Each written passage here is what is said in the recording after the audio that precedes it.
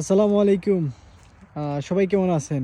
অনেকে প্রশ্ন করেন যে ভাইয়া আমরা মলদোভা থেকে ইতালি আসার সুযোগ আছে কিনা? মলদোভা থেকে ইতালি আসা যায় কিনা? সেটা নিয়ে অনেকেই প্রশ্ন করছেন। হ্যাঁ, মলদোভা থেকে আপনারা বৈধ, অবৈধ যেকোনো এতেই আপনারা ইতালি আসতে পারবেন।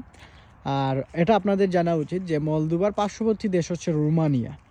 তো আপনারা মলদোভা থেকে আপনারা চাইলে আসতে পারবেন রোমানিয়াতে ঢুকতে পারবেন আপনারা মলদোভা থেকে। তো দেন আপনারা প্রসেস আপনারা করতে পারবেন।